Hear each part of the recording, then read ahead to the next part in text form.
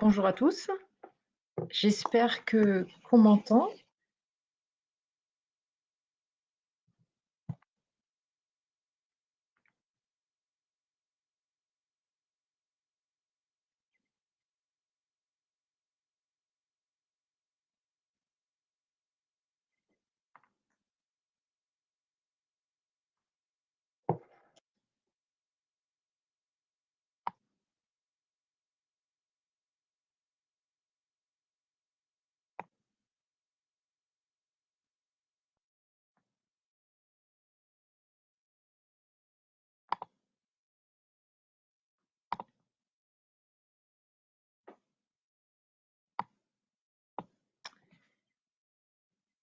Donc bonjour à tous. J'étais en train évidemment de régler ce Facebook Live parce que c'est assez inédit. C'est la première fois que j'ai l'occasion de pouvoir faire un Facebook Live avec vous. Donc en tout cas, moi j'en suis vraiment ravie.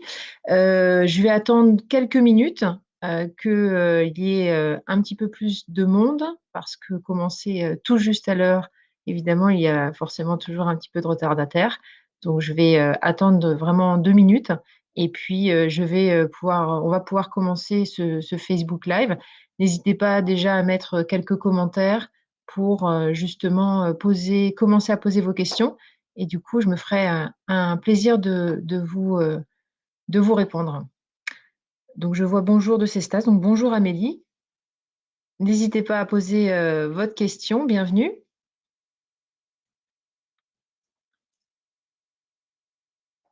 N'hésitez pas à mettre des commentaires, des réactions, des questions. Et je me ferai évidemment un plaisir d'y répondre.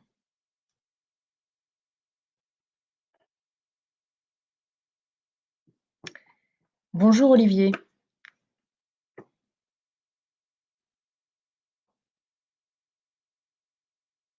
Bonjour Frédérico.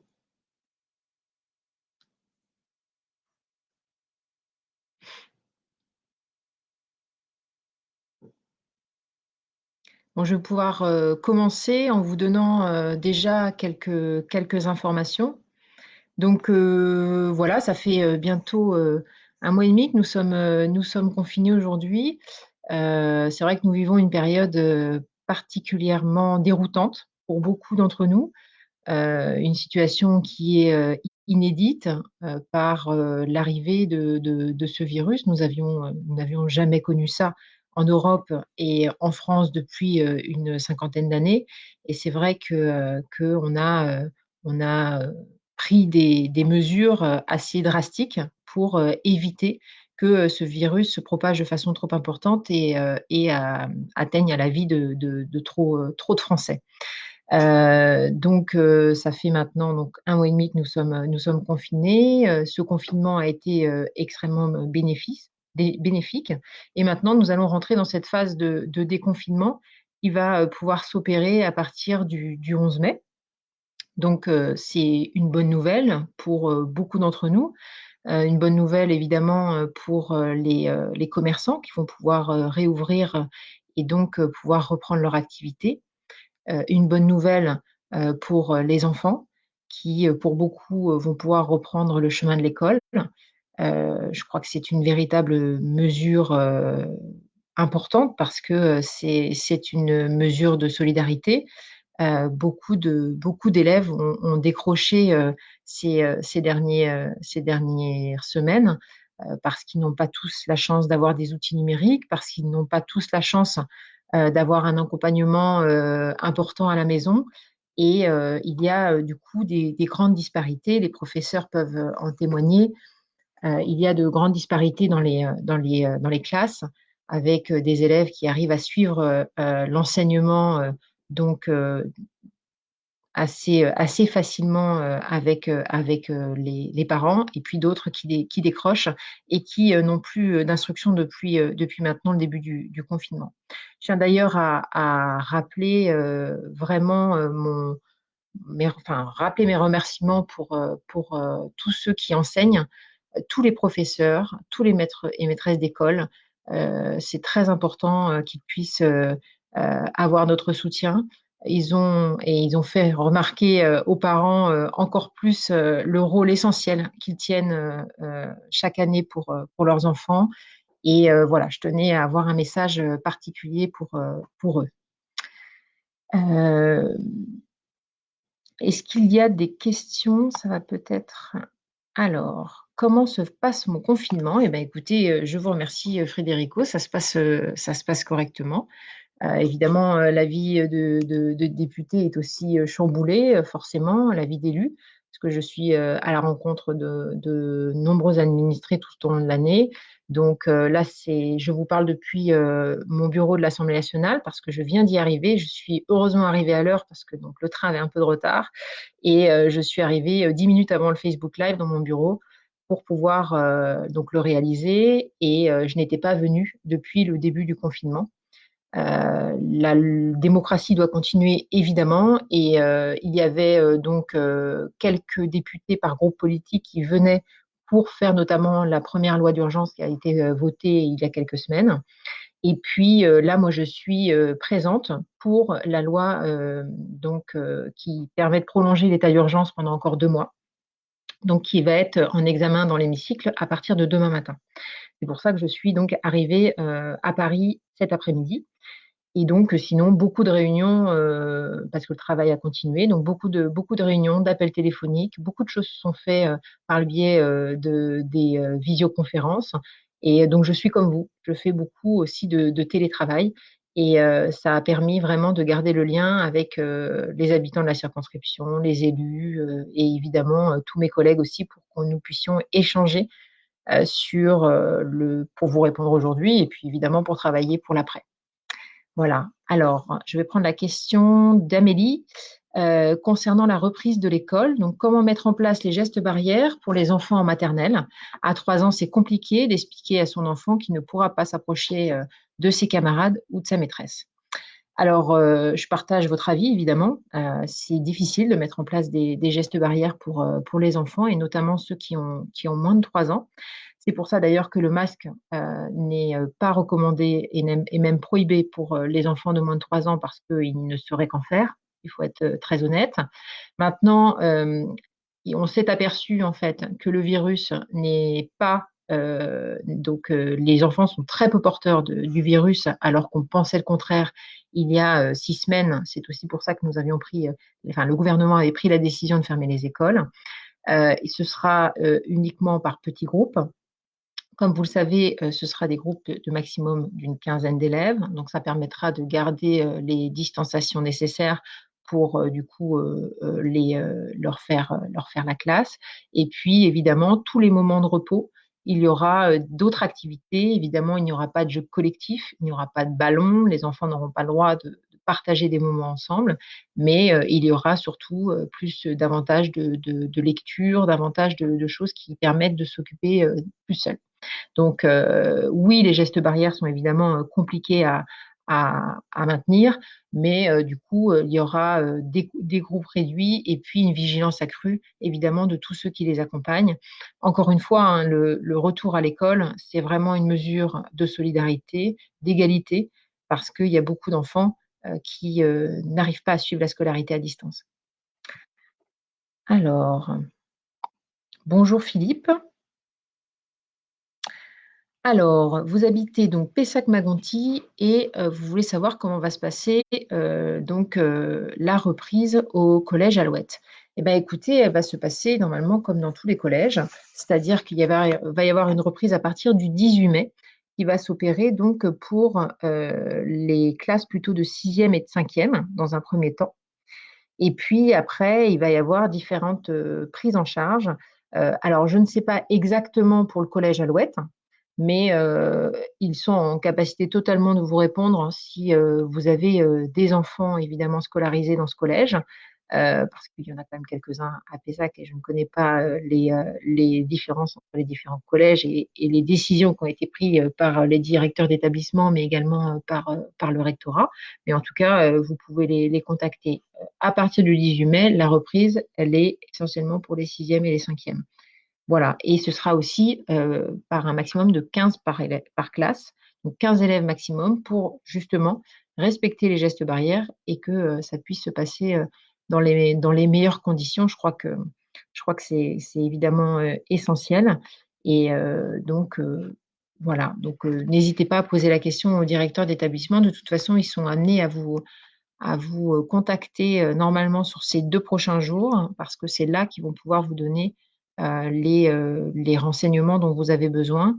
Si ce n'est pas déjà fait aussi par mail, hein, parce que je sais que beaucoup de directeurs d'établissement envoient donc par mail des informations aux parents d'élèves pour qu'ils aient une visibilité sur la reprise de leur enfant. Parce que je sais que, évidemment, ça inquiète tous les parents de savoir comment leur enfant va pouvoir reprendre le chemin de l'école. Alors, Julien Cuby. Bonjour madame la députée. Rien ne dit que les enfants décrocheurs seront ceux qui seront devant les professeurs le 11 mai. Par exemple, s'ils sont sensibles ou ont des parents vulnérables. En revanche, l'ensemble des enfants, dont des décrocheurs, perdront la continuité pédagogique à distance qui était assurée par les professeurs jusqu'alors. Quel bénéfice? Alors, non, enfin, je ne pense pas, mais après, évidemment, je pense que tous les cas peuvent exister. Euh, En général, les enfants décrocheurs, c'est ceux qui n'ont pas la chance d'avoir des parents qui sont dans la capacité de les accompagner ou qui n'ont pas les outils numériques pour pouvoir le faire. Beaucoup de parents vont reprendre le chemin du travail à partir du 11 mai. Évidemment, la reprise de l'école n'est pas obligatoire parce que l'école en tant que telle n'est pas obligatoire, c'est l'instruction qui est obligatoire. Si demain un parent d'élève veut faire suivre par exemple son enfant les cours par le CNED, par exemple, il peut totalement le faire et ne pas forcément l'amener dans l'institution de l'école. Donc aujourd'hui, c'est à la libre appréciation des parents en fonction évidemment des maladies que pourrait avoir leur enfant, ou même probablement aussi, comme vous le dites, peut-être des parents vulnérables ou ayant des problèmes de santé. Donc ça, là-dessus, c'est très clair. Un parent qui, par exemple, est en télétravail ou ne travaille pas, qui souhaite garder son enfant au domicile, peut totalement le faire. Ce n'est pas du tout une faute.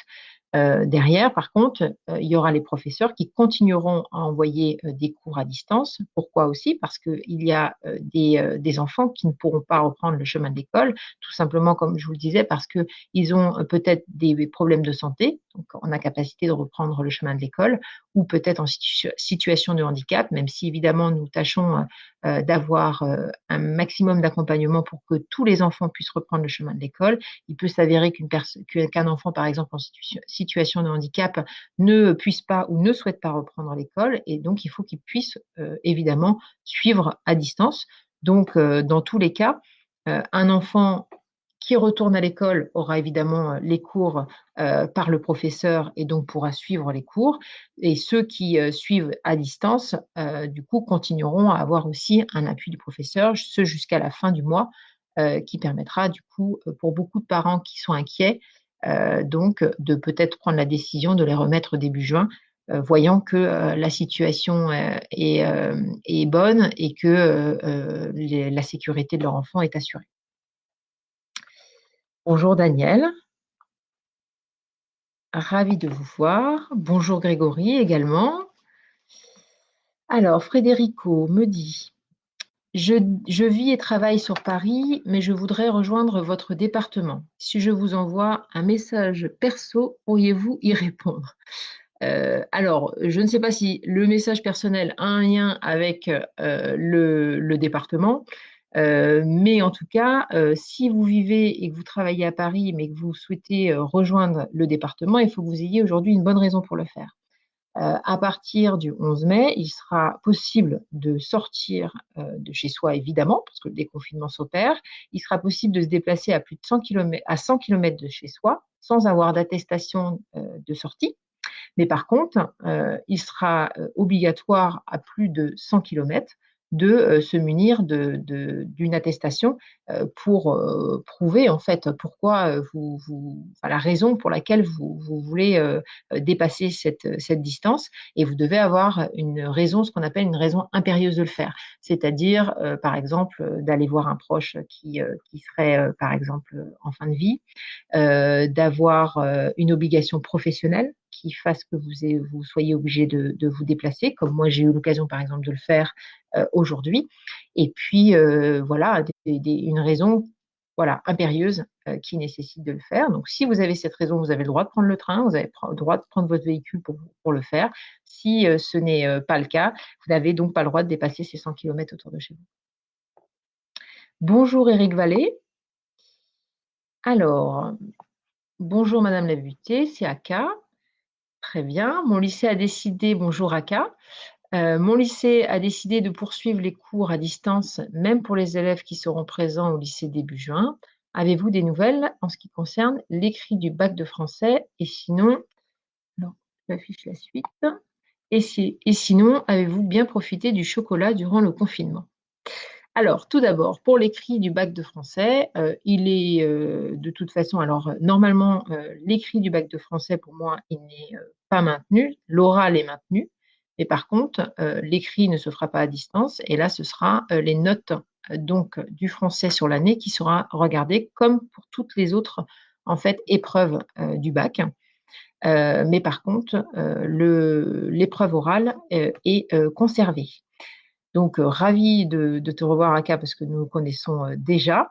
Et du coup, j'ai profité du chocolat. Oui, c'est vrai que j'en ai un petit peu profité parce que c'était Pâques et donc c'était la bonne excuse, mais j'attends pas toujours Pâques pour en manger.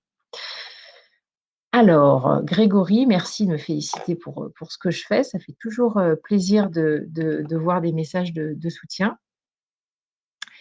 Bonjour Yann, c'est très gentil de poser une question.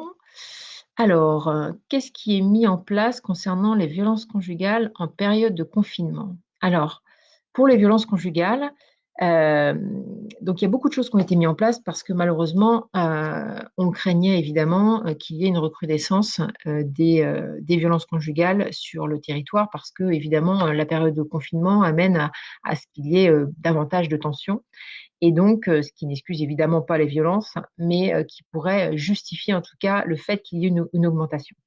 Alors, ça a été pris très rapidement en compte parce que vu qu'on pensait qu'il y allait avoir une recrudescence, beaucoup de choses ont été imaginées et je crois que nous pouvons saluer la créativité du gouvernement sur ce sujet, et notamment la ministre Marlène Schiappa qui a vraiment imaginé toutes les solutions pour pouvoir justement répondre au mieux à cette problématique.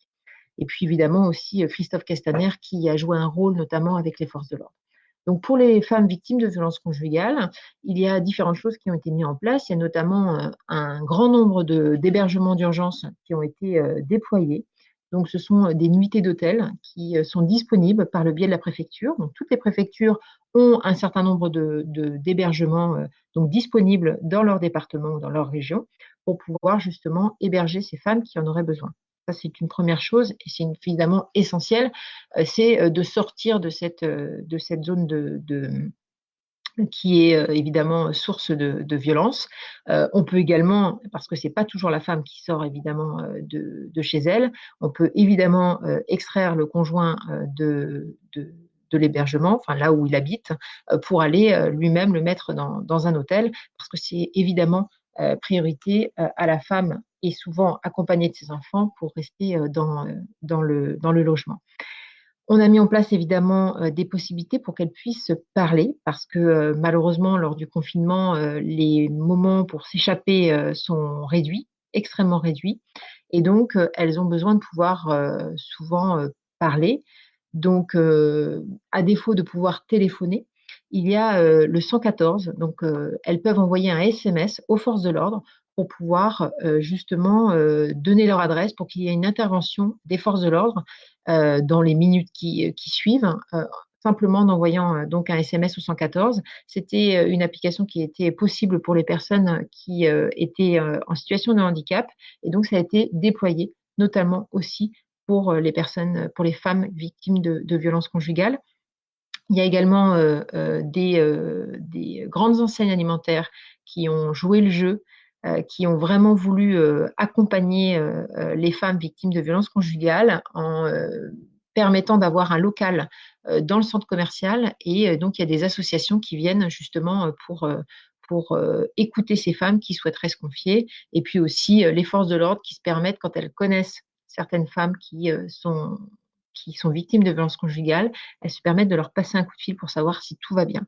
Et d'ailleurs, il y a des femmes qui ont pu être extraites de leur domicile grâce à cela. Et puis évidemment aussi les pharmacies qui du coup sont les lieux qui pouvaient rester ouverts avec les grandes surfaces alimentaires. Et donc les pharmaciens jouent un rôle formidable. Je tiens d'ailleurs aussi à les remercier parce que au-delà du fait d'accepter de recueillir la parole des femmes et de donner l'alerte donc à la police pour ces femmes qui seraient victimes de violences conjugales, ils ont dû aussi être très présents sur cette période, notamment avec toutes les personnes qui étaient inquiètes pour trouver des masques, etc. Il y a eu une influence énorme chez les pharmaciens. Donc, je tiens vraiment à saluer leur engagement depuis maintenant le début du confinement. Merci Yann pour cette question parce que c'est un sujet évidemment qui me tient beaucoup à cœur. Monsieur Lemestre, Antoine Lemestre, pas de questions de mon côté. On vous fait confiance. Eh ben, merci à vous. C'est très gentil. J'apprécie beaucoup votre message. Alors, Julien Cubi qui repose une question. Merci de votre réponse, Madame la députée, mais a priori sur PESAC, la continuité pédagogique des enfants qui ne reviennent pas à l'école par choix, par raison de santé ou par manque de place sera assurée par les parents et le CNED, plus par le professeur, et on le comprend, il sera devant ses élèves en présentiel. Eh bien, écoutez, en effet, c'est une bonne solution, le CNED. Je crois que le CNED a prouvé depuis de nombreuses années qu'ils sont en capacité de pouvoir suivre les élèves. Donc, évidemment, c'est une solution qui permettra de soulager les enseignants. Donc, voilà, après, ça dépend. Ce qui a été vraiment décidé par le gouvernement, c'est de laisser beaucoup de souplesse au niveau local. Je crois que c'était véritablement important pour les maires, pour les établissements, pour les directeurs d'établissements et directrices d'établissements. Je crois que c'était nécessaire parce que, évidemment, une école dans un centre-ville n'est pas, ou en tous les cas en lieu urbain, ne fonctionne pas de la même manière en ruralité. Et donc, et puis les locaux sont forcément tous différents. Toutes les écoles ne se ressemblent pas. Et puis, évidemment, aussi les disciplines d'aménager au niveau des collèges avec les emplois du temps, etc. Donc, il fallait beaucoup de souplesse. Et je crois que c'était nécessaire. Et donc, moi, je trouve que c'est très bien qu'il y ait des solutions locales qui soient mises en place, et notamment là à Pessac avec le CNED. Merci pour la formation, Julien Cubi. Alors, Yann repose une question concernant l'installation des conseils municipaux élus au premier tour.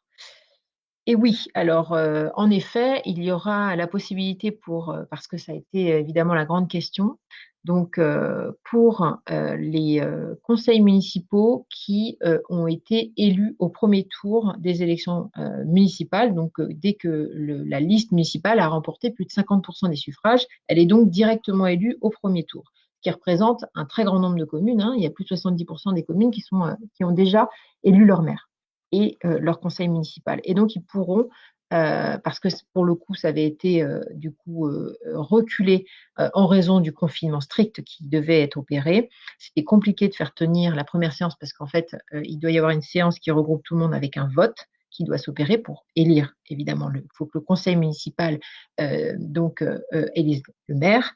Et donc, c'était important qu'il puisse se réunir. Et donc, ce sera possible à la fin du mois parce que c'est très attendu, évidemment. Il y a quelques tensions qui peuvent apparaître dans certaines communes parce que, forcément, vu que l'ancienne équipe continue, si elle n'a pas gagné les élections avec la nouvelle équipe, ça peut être un peu compliqué. Et puis, je crois que c'est nécessaire de toute façon que la démocratie puisse reprendre correctement, même si elle a continué, évidemment, d'exercer. Et je tiens à saluer, évidemment, tous les élus des conseils municipaux qui ont opéré du coup dans toutes les villes de France et notamment sur la circonscription de Pessac, Cestas, Canet-Jean et Gradignan, parce que je sais qu'il y a un travail formidable qui a été réalisé. Donc, je tiens d'ailleurs à les remercier. Et donc, ça pourrait être mis en place à partir de la fin mai. Et puis, pour tous ceux qui n'ont pas du coup leur nouveau maire élu, évidemment, il faudra attendre le prochain le prochain tour, en tout cas, des élections municipales. Nous ne savons pas encore si ce sera donc connu à la fin du mois de mai, si les élections se tiendront donc avant la fin juin ou sinon après les vacances d'été, et ce sera bien sûr en fonction de la situation sanitaire que nous traversons. Une question également d'Amandine Forêt. Édouard Philippe a dit qu'il voulait installer les conseillers municipaux avant fin mai. Avez-vous des informations là-dessus? Donc, je viens de donner la réponse. Il y aura bien une installation donc, des conseils municipaux avant la fin mai pour tous ceux qui ont été évidemment élus lors du premier tour des élections municipales dès le premier tour. Bonjour, merci pour votre démarche de Facebook. Donc là, c'est Jean-Marc Camet. Quelle est votre position sur l'ouverture de l'accès à l'océan pour les locaux? La situation devient de plus en plus tendue. Les parlementaires reçoivent une pression de moins en moins tenable. Merci à vous. Eh bien, écoutez, alors je ne suis pas élue sur le littoral, même si je suis évidemment très proche du littoral. Moi, je suis pour que ces lieux restent fermés. Non pas pour les locaux, évidemment, mais ce serait quand même très dur de pouvoir filtrer les entrées sur les plages. Vous savez que nos plages, nos magnifiques plages, notamment sur le long de la Gironde, sont très longues et donc évidemment, il y a de nombreuses entrées et que c'est extrêmement compliqué de pouvoir assurer qui va entrer. Donc, évidemment, j'ai certains collègues notamment qui demandent à ce qu'il y ait aussi l'ouverture de certaines plages et le fait qu'ils ne puissent pas rester statiques, mais qu'on puisse se déplacer. Sur ce sujet, moi, comme je vous ai dit, je souhaite que ces plages restent fermées pour des raisons assez claires. C'est qu'en fait, on a l'expérience aussi de pays qui ont déjà rouvert leurs plages. Je pense notamment à l'Italie, je pense notamment à l'Australie, et ils les ont fermées aussitôt parce qu'en fait, il n'y avait pas le respect des gestes barrières et que c'était évidemment pour beaucoup très agréable, la promenade du dimanche, ou pas que du dimanche d'ailleurs, la promenade en famille, et cetera. Mais c'était extrêmement bondé et que en fait, c'était très difficile de, du coup, respecter ces gestes barrières. Et puis, le risque aussi, évidemment, c'est qu'il y ait une influence extrêmement forte avec la reprise, d'activités, proches, du coup, des plages. Notamment, je pense, c'est toujours agréable quand on se promène, le long d'une plage, de pouvoir prendre une glace, une crêpe, surtout quand on a le temps que nous connaissons depuis ces derniers jours. Et donc, le risque qu'il y ait des réouvertures avec des queues, voilà. Et donc, les gestes barrières ne pourraient pas être assurés. Évidemment, on sait que c'est important pour le tourisme, et c'est pas de gaieté de cœur que cette décision a été prise. Et évidemment, il y aura un regard qui sera porté à la fin du mois, parce que je pense que c'est nécessaire de regarder un petit peu comment se passent ces 3 premières semaines de déconfinement. Et évidemment, à partir du 2 juin, si la situation le permet, évidemment, il y aura la réouverture des plages, ou au moins certaines plages, parce que le but, c'est évidemment de redonner une liberté à chacun la plus rapide possible. C'est évidemment, il n'y a aucun intérêt pour le gouvernement, pour les députés, de laisser donc ces plages fermées. Je veux dire, on a tous un intérêt à retrouver le littoral. Alors, Ludovic Ewigo, Bordeaux. Bonjour, qu'en est-il de la loi mobilité? Quelles seront les améliorations que cela amènera à court terme, le covoiturage n'étant pas privilégié actuellement? Alors, Ludovic, bah, merci pour cette question parce que la loi mobilité m'a occupée pendant de longs mois. C'est une véritable boîte à outils vraiment pour les collectivités, pour les entreprises. Et donc, je trouve que, en tout cas, c'est une très belle loi qui permet de se réactualiser un petit peu, parce que c'est vrai que il n'y avait pas eu de loi depuis 40 ans sur les transports et qu'il y avait beaucoup de changements qui devaient être opérés. Alors déjà, il y a évidemment l'application de la loi qui doit arriver. S'il y a des décrets d'application qui doivent être donc qui doivent encore arriver et être mis en place. Et puis après, en fait, comme je vous dis, c'est une boîte à outils. Et à la différence de beaucoup d'autres lois qui, du coup, s'appliquent sur le territoire de façon automatique, là, ce sont en fait des solutions qui sont offertes notamment aux collectivités et aux entreprises, surtout pour les collectivités, qui, du coup, doivent être connues et qu'elles doivent s'approprier. Notamment, par exemple, donc pour le covoiturage, il y a, certaines choses qui doivent être mises en place, notamment le fait d'avoir des applications qui, permettent de savoir quel trajet, on peut prendre pour éviter de prendre son véhicule. Le but étant vraiment de réduire l'utilisation du véhicule individuel. Donc ça, par exemple, ça doit être mis en place. Il faut qu'il y ait une dynamique qui soit, mise en place par les collectivités parce que seules, les collectivités, notamment, par exemple, Bordeaux Métropole, ou toutes les communautés de communes qui souhaiteraient mettre en place ce type d'application doivent être à l'initiative pour le faire. Donc c'est pour ça que moi je vais évidemment suivre ça dans ces prochains mois pour m'assurer que cette loi mobilité elle est bien connue et que du coup les collectivités comprennent et bah, du coup voient l'intérêt des différentes mesures de cette loi parce que c'est une grosse loi et donc je comprends tout à fait que du coup, les collectivités n'aient pas forcément connaissance de tous les sujets, même si elles ont évidemment au sein de leur service des personnes qui travaillent sur ce sujet. Concernant le covoiturage, justement, il y a des mesures aussi qui tiennent à privilégier le covoiturage et notamment le fait de pouvoir subventionner une partie du covoiturage, c'est-à-dire que certaines personnes en fait ne pourraient ne pas payer le covoiturage, par exemple sur des critères sociaux pour aller au travail. Donc ça, c'est des choses qui doivent être également mises en place avec les collectivités et notamment aussi avec les entreprises.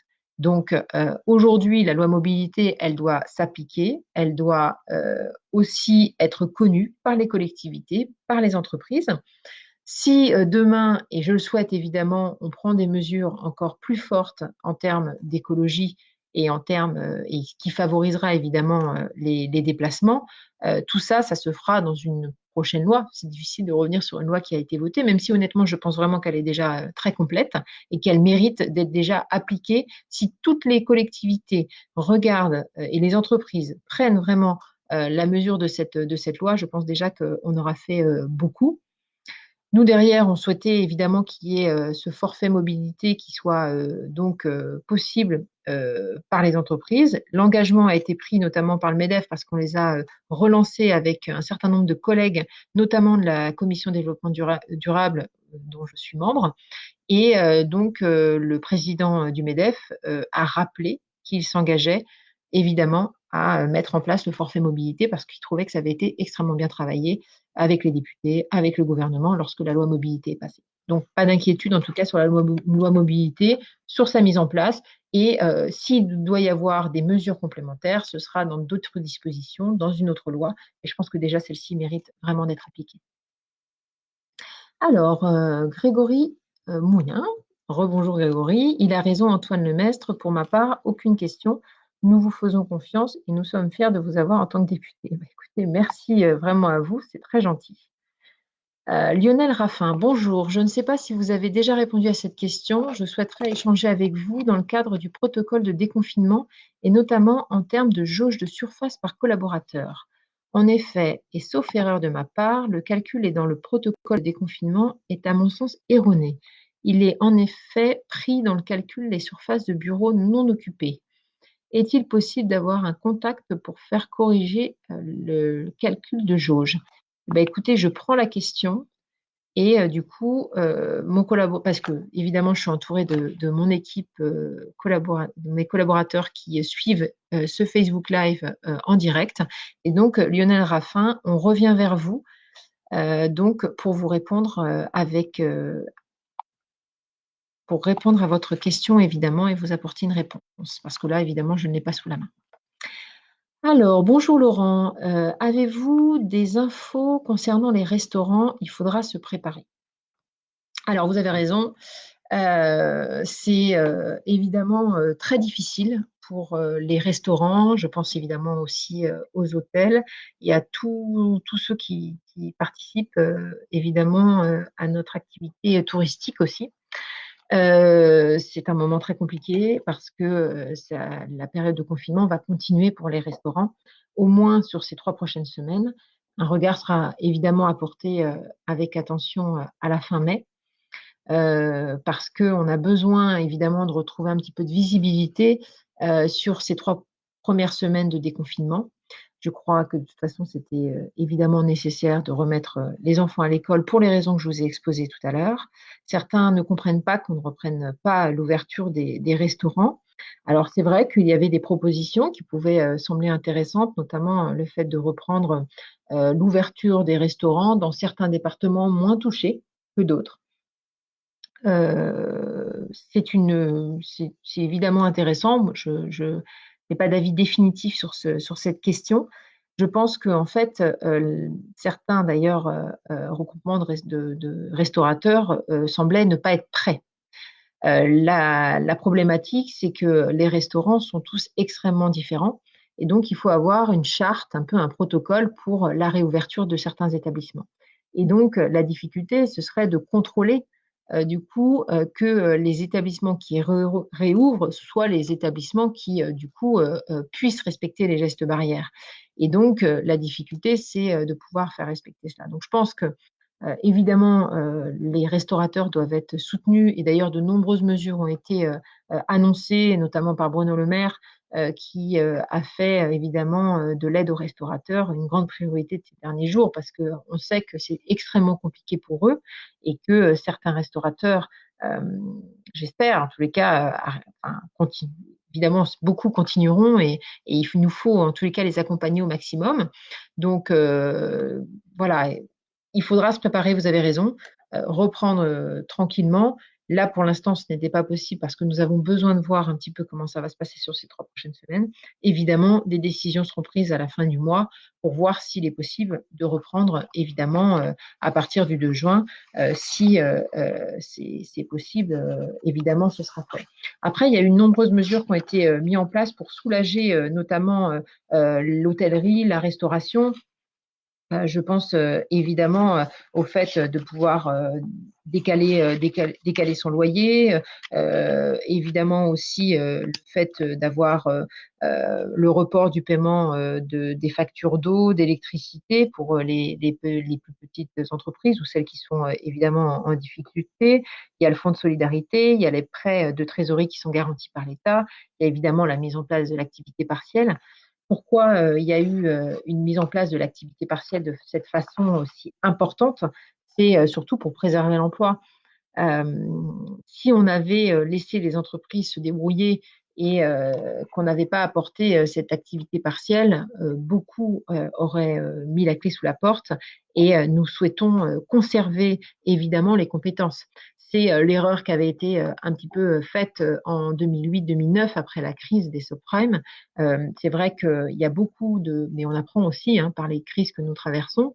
C'est en fait beaucoup d'entreprises qui n'ont pas pu du coup rouvrir ou repartir aussi vite parce qu'elles ont perdu leurs compétences, elles ont dû réembaucher, etc.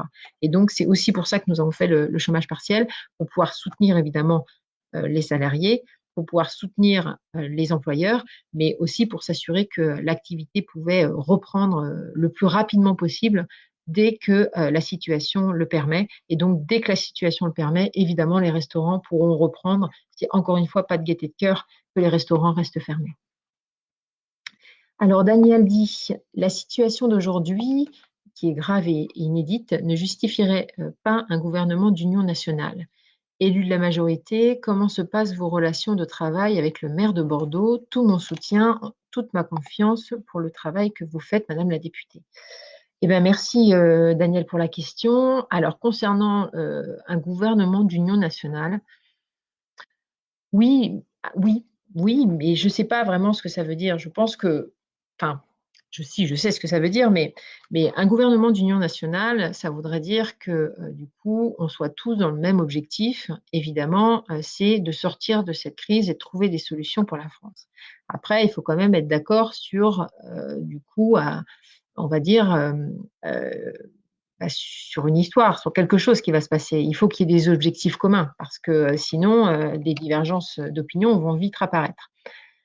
Si c'est pour faire ressurgir des anciens politiques qui ont pu apparaître dans la presse ou dans les médias, je ne crois pas que ce soit très utile. Euh, et puis, je ne crois pas que ce soit spécialement attendu par les Français qu'il y ait des anciens politiques qui puissent revenir. Je crois que ce qui a été voté assez massivement en 2017, c'était le renouvellement des visages, le renouvellement des pratiques.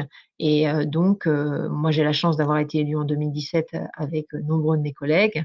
Et même dans d'autres groupes politiques, d'ailleurs, il y a aussi un renouvellement qui s'est fait grâce au non-cumul des mandats. Et je crois que c'est assez nécessaire aussi de pouvoir, pour le coup, pouvoir garder cette nouveauté, entre guillemets, ou le fait d'être assez récent en politique, ça apporte un petit peu de souffle. Par contre, évidemment, il faut élargir, avoir des gens, des personnes avec des compétences beaucoup plus larges. Et moi, je suis assez favorable à ce qu'il y ait des personnes qui rentrent, qui soient de la société civile, du monde associatif, du monde de l'entreprise, qui ont des choses à apporter et qui pourraient avoir évidemment des différences d'opinion sur certains sujets. Je ne suis pas du tout réfractaire à ce qu'on élargisse évidemment la base. Je crois que l'union, la France unie, ce qu'on appelle l'union nationale, elle doit évidemment s'opérer. Alors voilà, un gouvernement d'union nationale voudrait dire de toutes les sensibilités politiques. Évidemment, on le souhaiterait, mais il faut qu'il y ait évidemment un objectif commun et je ne suis pas certaine que l'opposition ait envie de le réaliser avec nous. Voilà, tout simplement. Et puis, les relations avec le maire de Bordeaux. Écoutez, moi je suis, c'est vrai, pas élue sur Bordeaux même, je suis surtout, élue, donc sur, Pessac, Cestas, Canéjan et Gradignan. Et compte tenu qu'il n'est pas, président de la métropole, du coup, je n'ai pas forcément de lien, donc important avec monsieur le maire de Bordeaux. Mais, du coup, je ne crois pas avoir de problème avec monsieur le maire de Bordeaux et si, j'ai besoin de le contacter, je pense pouvoir le faire pour différents sujets. Il n'y a pas de souci. Bonjour Clément, savez-vous pour combien de temps la limite des 100 kilomètres va s'appliquer au sein de la région, trajet Pays Basque-Pessac par exemple? Et bravo pour votre initiative de distribution de tablettes, c'est gentil, aux personnes âgées et familles défavorisées. Alors, la limite des 100 kilomètres, non. Aujourd'hui, je n'ai pas évidemment l'idée de quand il va être possible de pouvoir dépasser ces distances-là. Moi-même, j'ai de la famille ailleurs en France et du coup, je m'attache à pouvoir évidemment aussi les revoir. Donc, pour le moment, on a un maximum de 100 kilomètres parce qu'il y a des régions qui sont plus touchées que d'autres et donc ça permet de s'assurer qu'il n'y ait pas du coup le virus qui circule. Encore une fois, on ne souhaite pas que ce soit évidemment les personnes on ne veut pas interdire le déplacement des personnes. On souhaite simplement que le virus ne puisse plus circuler. Pas les personnes, c'est les virus.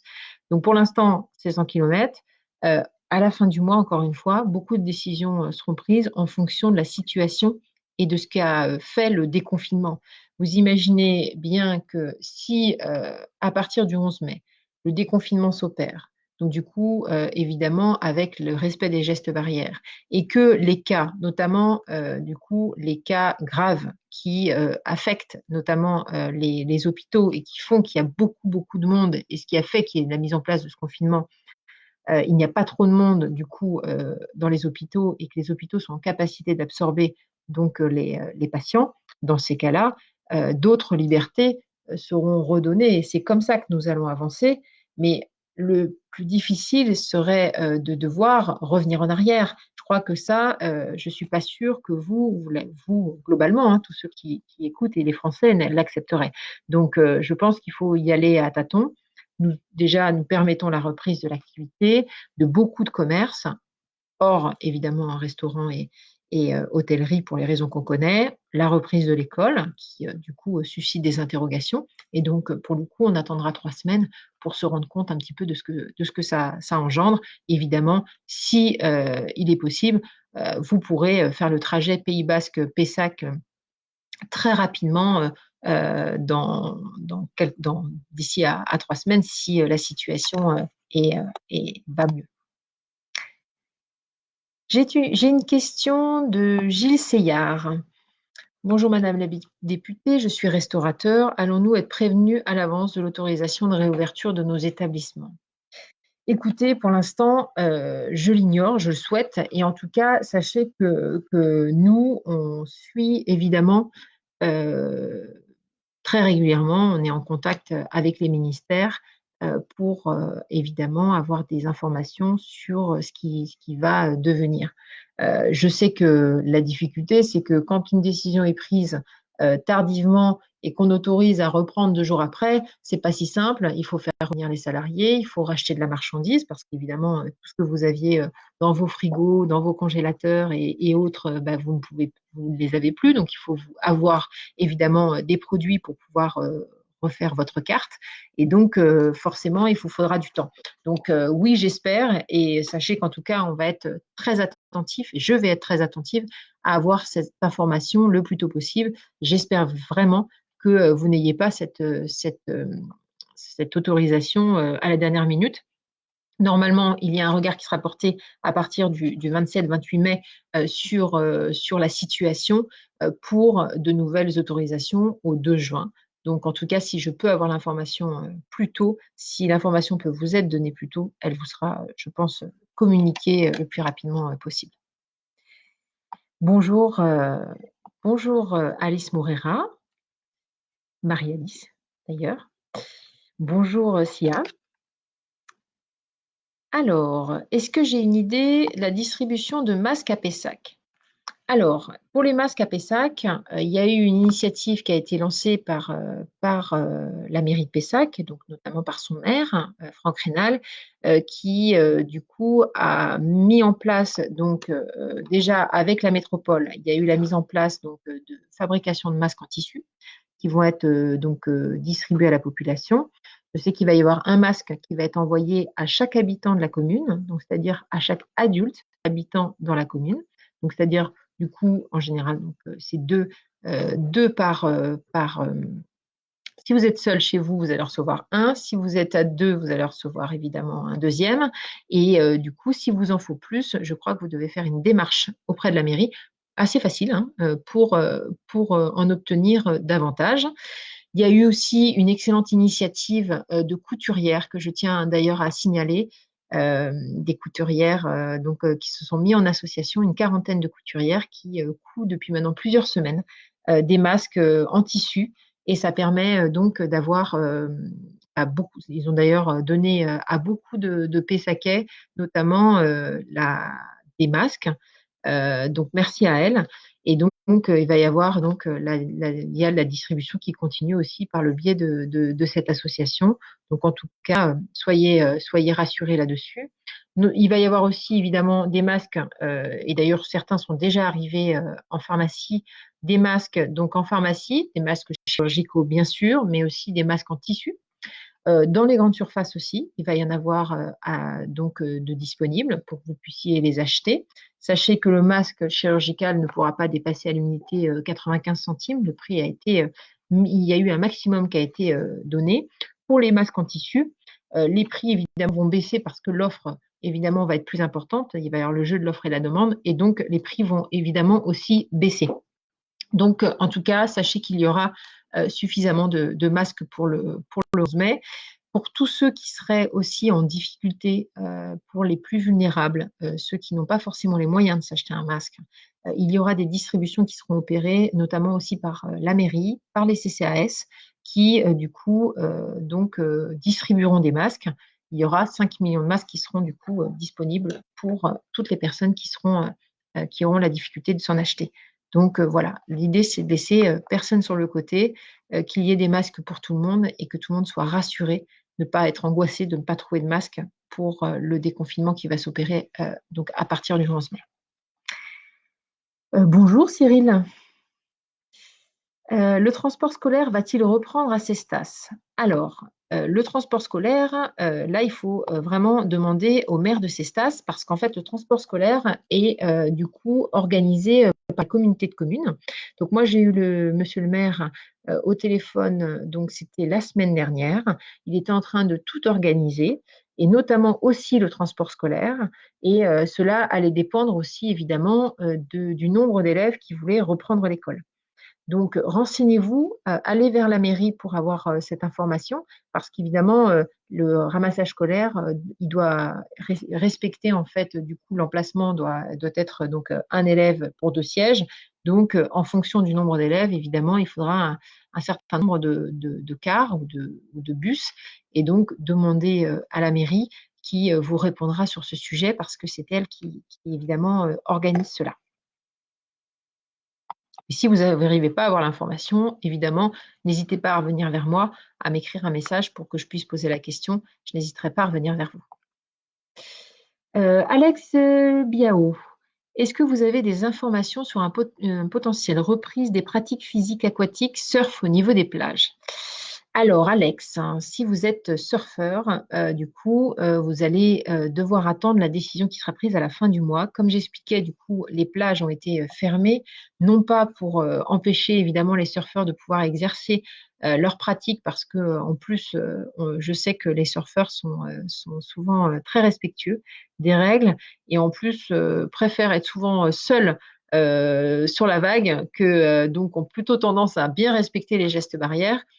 Mais si on donne les règles, elles doivent être communes. Et le problème, c'est que la difficulté, c'est de pouvoir filtrer qui rentre sur la plage. Et on ne sera pas à l'abri d'avoir, comme d'autres ont rencontré le bonheur de pouvoir aller courir alors qu'ils ne couraient jamais. On risque d'avoir des personnes qui achètent une planche de surf pour aller surfer alors qu'ils ne sont pas surfeurs d'habitude.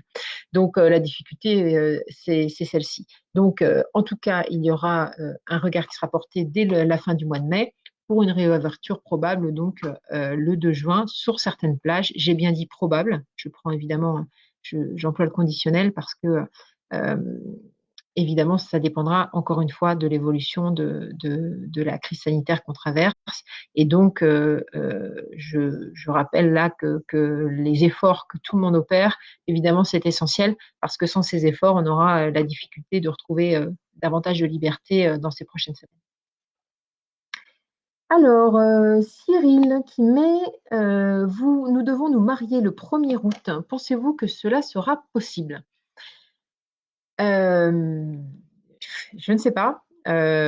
Disons que l'état d'urgence étant prorogé jusqu'au 24 juillet, déjà, ça veut dire qu'aucun mariage ne peut se tenir, à part un mariage urgent, par exemple un militaire qui partirait 6 mois en OPEX et qui, du coup, aurait besoin de se marier. Mais là, ça concerne vraiment des cas extrêmement limités. Et du coup, le 1er août, cela me paraît un peu compliqué. Donc, pour tous ceux qui ont des mariages, et d'ailleurs j'en connais un certain nombre, certains ont déjà demandé à décaler, euh, parce que c'est vrai qu'un mariage est un moment heureux, un moment où il y a facilement des contacts, évidemment, on s'embrasse, on est heureux pour les mariés, et du coup, je pense que ça peut être, en tous les cas, un peu compliqué de se marier dans ces conditions parce que bah, si tout le monde est obligé de respecter les gestes barrières, on pourra difficilement danser dans la soirée qui va suivre. Enfin voilà, ça risque de modifier un petit peu du coup le cours de la journée et de la soirée qui peut suivre. Et donc voilà. Donc pour les mariages au mois d'août, de toute façon, suivant les conditions sanitaires, ça risque d'être un petit peu compliqué, même si c'est autorisé. Voilà. Mais en tout cas, aujourd'hui, ce n'est pas autorisé jusqu'au 24 juillet. Alors, Sylvain, bonjour. Concernant les nombreux étudiants étrangers hors Union européenne, sur le campus Pessac-Talence, que comptez-vous faire pour le renouvellement des visas alors qu'ils ne peuvent pas justifier d'un diplôme cette année et d'une inscription sur l'année prochaine? 2 points nécessaires à l'obtention du visa. Écoutez, c'est une très bonne question. Il y a de nombreux points qu'on voit donc régulièrement parce que, comme je disais tout à l'heure, nous avons des points réguliers avec les ministères, mais aussi nous avons des points extrêmement réguliers toutes les semaines avec Madame la préfète de région. Donc, c'est une question que je poserai à Madame la préfète de région parce qu'en effet, il y a cette question qui se pose. Vous parlez évidemment des visas pour les étudiants étrangers, et il y a évidemment les demandes de visa tout court. Voilà, donc vous me posez la question et donc Sylvain DCT, je me permettrai de revenir vers vous dès que j'ai la réponse et donc je la poserai lors du prochain point d'échange que j'ai avec la préfecture. Alors, Cyril souligne la bonne intervention de notre président sur le déconfinement à l'école. Eh bien, écoutez, merci Cyril pour cette remarque. Daniel qui dit Bordeaux et la Gironde doivent être des lieux de relocalisation des industries de la santé et de l'équipement médical. Je sais compter sur vous afin que les décideurs de la ville et de la métropole se mobilisent pour mobiliser des espaces disponibles. Comme par exemple le site Ford Aquitaine Industrie de Blanquefort. Écoutez, vous avez raison sur le fait que la relocalisation notamment des industries de la santé et d'équipement médical, ça doit évidemment revenir davantage en France. Cette crise nous a permis vraiment de se rendre compte de ça, c'est que nous sommes aujourd'hui trop dépendants des pays étrangers hors Union européenne, notamment de la Chine, qui donc fait beaucoup produit beaucoup de nos médicaments, produisait notamment nos masques, nos blouses, tout ce qui a été considéré comme quelque chose qui pouvait être fait à l'étranger pour justement avoir des coûts inférieurs. La crise sanitaire qu'on traverse fait que assez naturellement, du coup, ça devient très compliqué de pouvoir faire venir les produits, parce que les produits manquent dans ces pays-là aussi, et que nous nous sommes rendus compte que nous étions extrêmement tributaires de ces pays. Donc, il faut qu'on arrive à relocaliser certaines du coup, industries, certaines productions, et notamment, vous avez raison, les médicaments, mais aussi d'autres secteurs qui sont indispensables et donc ce sera important. Alors le faire à Bordeaux et en Gironde, évidemment, si c'est possible de le faire, on le fera là. Je pense que l'intérêt, évidemment, c'est que ça revienne en France. Après, on verra sur les entreprises où est-ce qu'elles peuvent, où est-ce qu'elles donc s'installer. Nous serons évidemment vigilants à ce qu'il y ait un retour de certaines, sur la région bordelaise, c'est important. Donc, il y aura évidemment des discussions à opérer notamment avec la métropole bordelaise, en effet. C'est vrai que le foncier commence à manquer dans nombreuses villes avec le prix des loyers qui augmente beaucoup. Et donc, je pense que euh, ce sera important de leur faire de la place pour que les entreprises puissent revenir.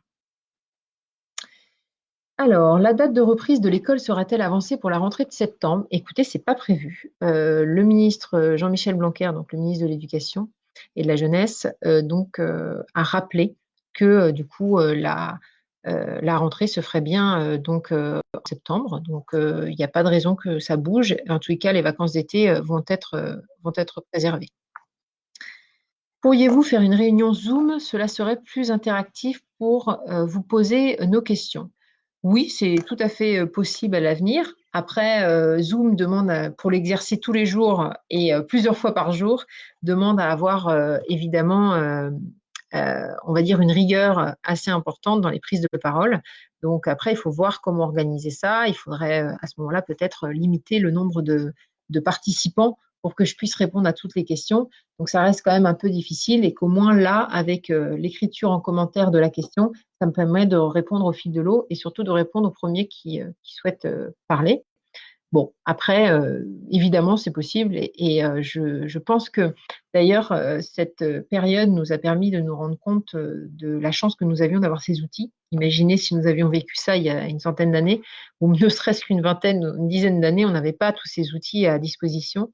Et je pense que ça nous a vraiment aidé à tenir lors de ce confinement qui psychologiquement aussi, du coup, est parfois difficile à tenir. Enfin, je veux dire, c'est pas simple.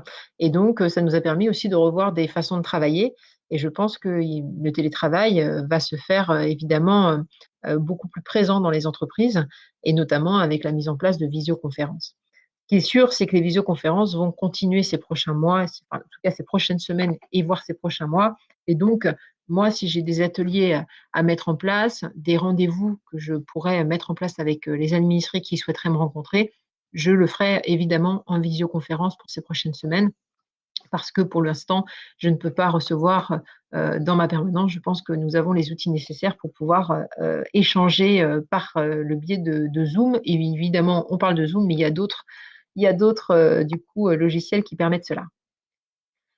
Karim Pro qui dit bonjour madame, j'écoute avec attention. Eh bien, écoutez, je suis ravie. Alors, pour l'Union nationale, Daniel dit qu'il ne pensait pas donc au Parti démocratique et républicain, l'AREM, LR, PS. D'accord. C'était à préciser. Alors, Ali Maouchi, bonjour. Je pense fort et polémique. Est-ce que les masques grand public protègent contre les particules inférieures à 3 microns quand je respire? Le coronavirus est aussi dans l'air et il est de l'ordre du nanomètre. Alors, écoutez, là, c'est oui. Alors, c'est pas moi qui le dis, hein, pour le coup, c'est évidemment des études qui ont été réalisées. Les masques que vous allez acheter sont testés et permettent de vous couvrir donc à plus de 90% des particules qui pourraient donc s'échapper du masque. Donc vraiment, vous êtes très protégé, sachant qu'un masque chirurgical, par exemple, c'est un peu plus de 90% aussi. Donc c'est pas plus que pas beaucoup plus que les masques en tissu. Concernant du coup le fait que le coronavirus est aussi dans l'air, écoutez, il est probablement dans l'air, mais aujourd'hui on évolue sur le virus et c'est aujourd'hui très compliqué de dire où est-ce qu'il est et si vraiment il perdure dans l'air et de quelle façon il perdure dans l'air. Donc aujourd'hui, par exemple, si vous êtes vous-même ami sur la région bordelaise, nous avons la chance d'être un des départements les moins enfin la Gironde est un département les moins touchés, et donc nous avons justement la chance qu'il n'y ait pas du coup beaucoup, ou en tout cas infime, du coup coronavirus dans l'air. Donc je crois que là-dessus on peut être assez rassuré.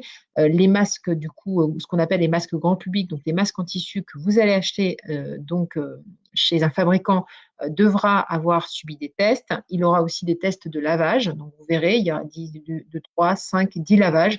Ça permettra donc d'assurer la filtration donc des particules. Pour tous ceux qui fabriquent eux-mêmes leurs masques, donc ils doivent respecter les normes AFNOR. Ils ne sont pas obligés d'avoir ces tests, mais ils doivent respecter les normes AFNOR qui sont les normes AFNOR sont aussi assez drastiques, et donc du coup vous pouvez avoir confiance en ces masques. Si jamais vous n'êtes pas vraiment rassuré, vous pouvez porter des masques chirurgicaux, mais en tout cas soyez rassurés. Vraiment, c'est pas moi qui le dis, mais des experts sur ce sujet. Alors, Cyril qui demande quand les salles de spectacle et de ciné vont-elles ouvrir sur notre circonscription? Il faut déconfiner rapidement, la crise est quasi finie. Il faut vite relancer notre économie locale pour sauver nos emplois et préserver nos acquis. Alors, j'aimerais aussi dire que la crise est quasi finie. Malheureusement, je ne peux pas suivre vos propos parce que la crise, elle est malheureusement pas finie. Aujourd'hui, on est quand même proche des 25 000 morts en France et on a encore eu plus de 300 morts hier, sur la journée seulement d'hier. Et donc, je ne peux pas dire que la crise est terminée. Et encore moins parce que, en fait, depuis maintenant 6 semaines, nous sommes confinés. Et donc, nous avons quand même 300 morts hier, alors que nous sommes confinés.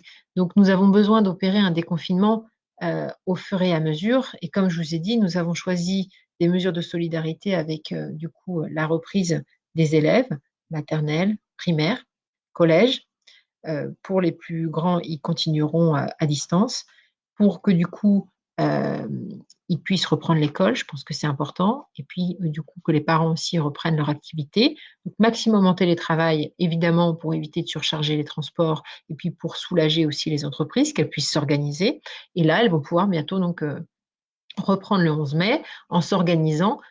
Et donc, tous ceux qui ne peuvent pas suivre leur métier en télétravail, évidemment, devront reprendre le chemin de l'entreprise. Et donc, les salles de spectacle, nous savons qu'il y a une très grande promiscuité. Quand vous allez regarder un film au cinéma, vous restez 2 heures dans une salle, collé, c'est très compliqué. Et moi, j'avais notamment regardé pour les salles de cinéma, quand vous devez faire respecter les gestes barrières, ou encore dans une salle de théâtre, on sait combien les salles de théâtre sont petites, et donc du coup c'est très compliqué. Donc je pense que ce serait pas raisonnable de les rouvrir tout de suite. Et d'ailleurs, on sait que c'est très dur pour le domaine de la culture, et d'ailleurs des annonces ont été faites, des annonces fortes ont été faites par le président de la République ce jour même pour du coup pallier à cette catastrophe que subissent évidemment tout le secteur culturel. Je parle des salles de spectacle, mais évidemment je pense à tous les intermittents du spectacle, à tous les acteurs, tous ceux qui font évidemment la culture. Donc, il y a des mesures qui ont été prises pour ouvrir les petits musées, ouvrir les bibliothèques, ouvrir les disquaires, tout ce qui peut, en tous les cas, contenir, enfin, respecter les gestes barrières et contenir moins de 10 personnes. Mais là, les salles de spectacle, ça va être encore, il va falloir attendre un petit peu encore. Alors,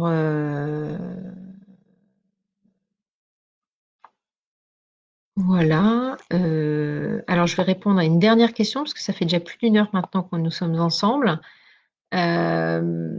Bonjour Madame le député, que pensez-vous de la proposition de Nicolas Hulot de favoriser une reprise post-Covid orientée vers l'écologie et la lutte contre le réchauffement climatique? Écoutez, moi je partage l'avis évidemment de Nicolas Hulot qui a un combat pour l'écologie depuis longtemps, que nous connaissons évidemment tous, que nous avons évidemment aussi connu au gouvernement et qui a agi en ce sens. Oui, bien sûr, plus d'écologie. Cette crise d'ailleurs nous fait voir que ce serait d'ailleurs dû à des soucis écologiques et d'ailleurs des premiers engagements ont été pris par les ministres concernés. J'ai eu notamment une audition la semaine dernière de 2 ministres qui n'ont pas forcément l'habitude de souvent faire des auditions communes. Donc, je tiens à le signaler. C'est Bruno Le Maire, le ministre de l'économie, et puis également Elisabeth Borne, qui est ministre de la Transition écologique et solidaire.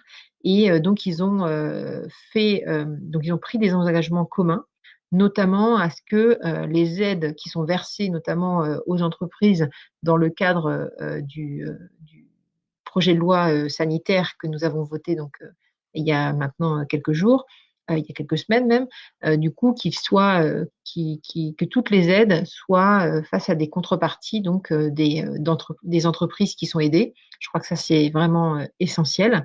Et évidemment, il faudra aller plus loin. Le président de la République l'a aussi affirmé.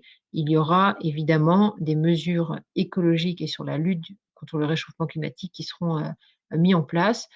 La commission dont je suis membre, donc la commission développement durable, sera chargée évidemment de mettre en place cela. Je pense aussi à la Convention citoyenne qui devait rendre ses travaux et qui malheureusement a été légèrement ralentie, même si elle avait déjà bien avancé, a été légèrement ralentie par la crise que nous traversons, la crise sanitaire, et donc la Convention citoyenne va rendre donc ses travaux, et donc nous allons regarder les propositions de la Convention citoyenne qui est totalement indépendante, hein, comme vous le savez, et qui va faire des propositions, je pense, des propositions ambitieuses pour que nous puissions prendre un cap beaucoup plus écologique. Et donc, vous me retrouverez sur ces sujets dans ces prochains jours, voire prochains mois, parce que c'est évidemment un sujet qui m'importe beaucoup.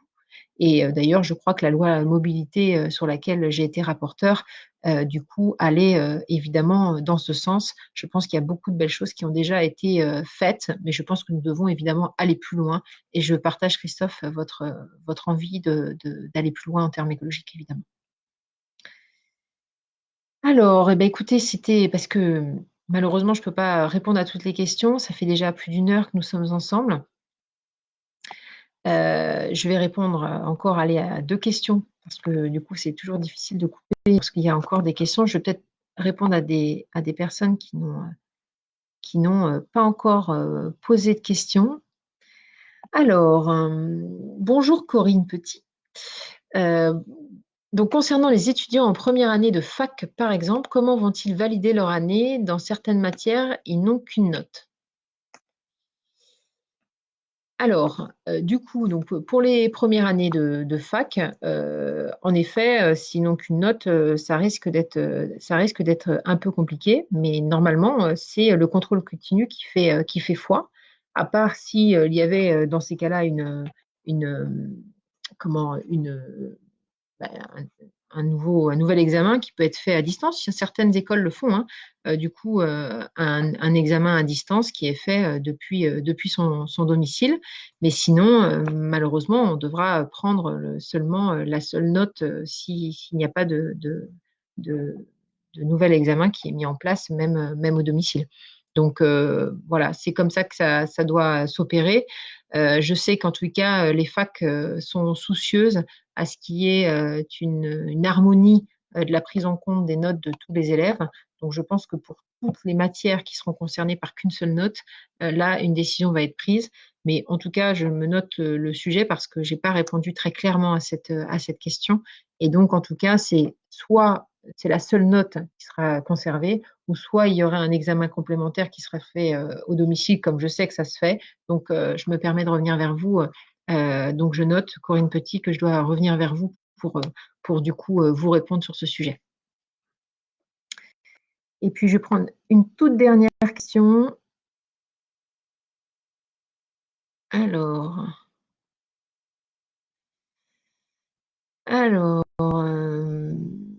peut-être quelqu'un qui n'a pas encore posé de questions.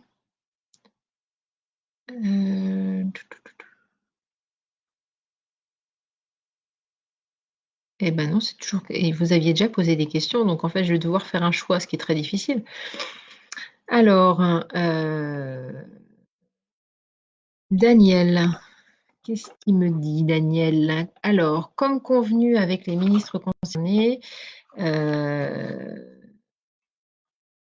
je ferai un. Donc, non, ça, c'est pas une question, simplement pour dire qu'Édouard Philippe fera un dernier point d'étape, donc avec ses ministres demain. Voilà. Du coup, donc je prends la toute dernière question. Comment imaginer relocaliser quand les frontières sont ouvertes à la Chine? Comment est-ce compatible avec l'accord de l'OMC? Bah, écoutez, je ne vois pas, ou alors vous me reconfirmerez, vous me redonnez des détails, mais je ne vois pas en quoi l'accord de l'OMC empêche de relocaliser du coup en fait, c'est une volonté politique aussi, hein, qu'il y ait des entreprises qui reviennent sur le sol français. Il faut leur donner évidemment des conditions pour pouvoir revenir. Parce que vous imaginez bien évidemment que si elles sont parties en Chine, c'était pour des questions de coût. Donc le but, c'est pas que le prix double ou triple une fois revenu en France. Et vous savez que la main-d'œuvre, c'est aussi pour ça qu'ils sont partis, c'est parce que la main-d'œuvre est plus chère en France. Et donc, il va falloir trouver des solutions. Donc, vous savez, sur beaucoup de sujets, par exemple notamment des masques, il y a des entreprises qui peuvent reprendre à partir du moment où on recommande aussi des masques pour s'assurer d'avoir, par exemple, le stock nécessaire pour assurer une crise. C'est ce qui avait été malheureusement arrêté pendant le mandat de François Hollande, euh, comme du coup notre ancienne ministre de la Santé l'expliquait, elle avait commandé énormément de masques pour la crise H1N1 et du coup ça avait été enlevé par le mandat précédent. Tous les stocks ont été détruits. En tout cas, ça n'a pas été recommandé. Et donc aujourd'hui, face à une crise comme celle que nous traversons, nous allons forcément vouloir avoir des stocks nécessaires parce que nous avons évidemment appris beaucoup de cette crise. Nous allons encore beaucoup apprendre et donc nous allons recommander par exemple un certain nombre de masques et donc ces masques permettront notamment de pouvoir faire qu'il y ait des entreprises qui puissent évidemment produire ces masques. Le but, c'est que nous puissions être indépendants et que nous puissions être autonomes sur ces sujets. Et donc, il faudra regarder évidemment sur sur tous les autres secteurs. Mais lorsque vous dites que ça ne respecterait pas les accords de l'OMC, à part si vous me reprécisez, mais je ne vois pas en quoi ça ne respecterait pas les accords de l'OMC. Si une entreprise a envie, a le souhait de relocaliser en France, d'ailleurs déjà certaines sont revenues parce que la Chine ne permet plus d'avoir les coûts aussi bas et qu'il y avait parfois aussi pas forcément la qualité, pas forcément les délais de livraison, pas forcément un suivi qu'elles pouvaient opérer sur les entreprises chinoises comme elles peuvent le faire en France. Déjà, certaines étaient revenues. Donc, je pense que c'est nécessaire de leur laisser la possibilité de pouvoir le faire. Et donc, nous serons évidemment attentifs sur ce sujet. Voilà, merci du coup pour toutes vos questions. C'était un plaisir de tenir ce Facebook Live. Donc, j'espère avoir répondu à un maximum de vos questions.